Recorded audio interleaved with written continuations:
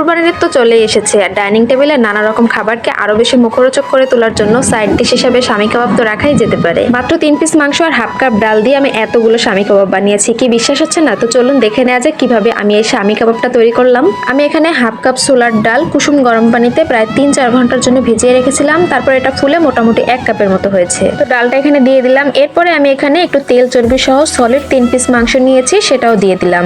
তারপরে এর ভিতরে একে একে সব মশলাগুলো আমি অ্যাড করব। এখানে দিয়েছি অল্প একটু তেজপাতা, 2টা শুকনো মরিচ, এরপরে পরিমাণ মতো লবণ, তারপর 2 চা চামচের মতো শুকনো মরিচের গুঁড়া, এরপরে দিয়েছি 1 চা চামচের মতো হলুদের গুঁড়া, তারপর এখানে আস্ত জিরা দিয়ে দিলাম 1 চা চামচের মতো, এরপরে দিয়েছি অল্প কিছু আস্ত গরম মশলা, তারপরে এখানে দিয়েছি প্রায় 4-5টার মতো সাদা গোলমরিচ, তারপর এর ভিতরে দিয়ে দিলাম সামান্য একটু জায়ফল আর অল্প একটু জয়ত্রী, এরপরে দিয়েছি 1 চা চামচের মতো আদা রসুনের পেস্ট। তো এই তো সবগুলো মশলা দেওয়া হয়ে গেল। এরপরে এখানে আমি পানি অ্যাড করব। যেহেতু এই ডাল আর মাংসটা আমি প্রেসার কুকারে সিদ্ধ করব, তাই এখানে পানিটা একটু বুঝিয়ে দিতে হবে। আমি এখানে হাফ কাপ ডালের জন্য 1.5 কাপ পানি দিয়েছি। মোটামুটি আপনারা মাংস আর ডালটা যেন কিছুটা ডুবে থাকে আর কিছুটা ভেসে থাকে, এই অবস্থায় পানিটা দিলে হবে কি মাংসটা আর ডালটা সেদ্ধ হবে, কিন্তু একেবারেই নরম পেচপেচে হয়ে যাবে না। তারপরে তো আমি 3-4টা সিটি দিয়ে নামিয়ে নিয়েছি। দেখেন পানিটা কিন্তু সুন্দর শুকিয়ে গিয়েছে, সাথে ডাল আর মাংসটাও একেবারে ভালো করে সেদ্ধ হয়ে গিয়েছে।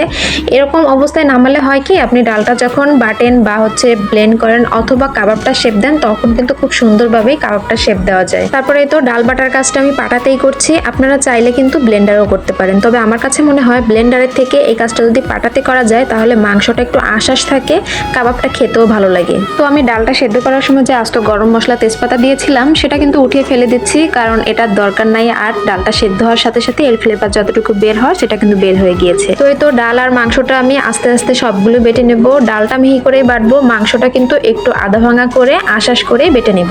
তো এই তো রেডি হয়ে গিয়েছে আমার স্বামী কাবাবের মেন ইনগ্রিডিয়েন্টস। এখন এগুলো সবগুলো একত্র করে আমার আরো কিছু শুকনো মশলা অ্যাড করার দরকার, সেগুলো এখন অ্যাড করে নিব। তো আমি প্রথম দিকে বলেছিলাম না, ডালটা সিদ্ধ করার সময় যদি পানির পরিমাপটা একটু বুঝে দেওয়া যায় তাহলে ডালটা বাটার পরে কিন্তু এর ভিতরে মাংসের আঁশটা খুব ভালো বোঝা যায়। তারপরে তো এর ভিতরে আমি দ্বিতীয় ধাপে আরো কিছু শুকনো মশলা অ্যাড করব। তো একে একে দিয়ে দেবো। এখানে আমি প্রথমে দিলাম হাফ কাপের মতো পেঁয়াজ বেরেস্তা, এরপরে দেবো হাফ চা চামচের মতো গরম মশলার গুঁড়া, তারপরে দিয়ে দেবো হাফ চা চামচের মতো জিরার গুঁড়া, এরপরে সামান্য পরিমাণে কাঁচামরিচ কুচি আর সামান্য পরিমাণে লবণ দিয়ে দেবো। লবণ আর মরিচটা কিন্তু প্রথম দিকে দেওয়া হয়েছিল, এটা কিন্তু একটু বুঝে দিতে হবে। তারপরে হাফ চা চামচের মতো আদা রসুনের পেস্ট দিয়ে দিলাম, এটাও প্রথম দিকে দেওয়া হয়েছিল, যেহেতু সেদ্ধ করে নিয়েছি এর ফ্লেভারটা চলে গিয়েছে, তাই একটু নতুন করে ফ্লেভারটা করার জন্য আবার হাফ চা চামচের মতো আদা রসুনের পেস্ট দিয়ে দিলাম। তারপরে তো সব মশলাগুলো একে একে অ্যাড করা হয়ে গেলে আমি এখন ডাল আর মশলাগুলো ভালো করে মাখিয়ে নেব। আর ডালটা যেহেতু একটু ঝুরঝুরে আছে, তাই এটাকে কাবাবের শেপটা দেওয়ার জন্য ভালো একটা বাইন্ডিং দরকার। আর এই বাইন্ডিংটা করতে আমাকে সাহায্য করবে কিন্তু ডিম, তবে ডিমটা কিন্তু আমি সম্পূর্ণ দিব না, এখানে শুধুমাত্র ডিমের সাদা অংশটাই দিব, কুসুমটা আমি দিব না। তবে মাখানোর পরে যদি মনে হয় আমার আরো একটু ডিম দরকার, তবে আরেকটা ডিমের সাদা অংশটাই আমি অ্যাড করব। তো এখানে ডিমের কুসুমটা না দেওয়ার প্রধান কারণ হচ্ছে আমরা যখন কাবাবটা ভাজার জন্য গরম তেলে ছাড়ি, তো ছাড়া মাত্রই তেলটা কিন্তু একেবারে ফেনা ফেনা হয়ে যায়। অতিরিক্ত ফেনা হওয়ার কারণে কিন্তু আমরা কাবাবটা দেখতে পারি না কোথায় আছে বা কাবাবটা কতটুকু কালার হয়েছে এটাও বুঝতে পারি না। তো সেই ক্ষেত্রে যদি আপনি শুধুমাত্র ডিমের সাদা অংশটা দিয়েই কাবাবটার বাইন্ডিং করেন তাহলে কিন্তু ভাজার সময় একটু ফেনা হবে না। আর হ্যাঁ, আমি যে পেঁয়াজ বেরেস্তা দিয়ে কাবাবটা তৈরি করেছি, আপনারা চাইলে কিন্তু কাঁচা পেঁয়াজ দিয়েও করতে পারেন, তবে ফ্রিজে সংরক্ষণ করতে চাইলে কিন্তু অবশ্যই পেঁয়াজ বেরেস্তা দিয়ে কাবাবটা তৈরি করতে হবে, কারণ কাঁচা পেঁয়াজ কিন্তু খুব বেশি দিন ভালো থাকে না।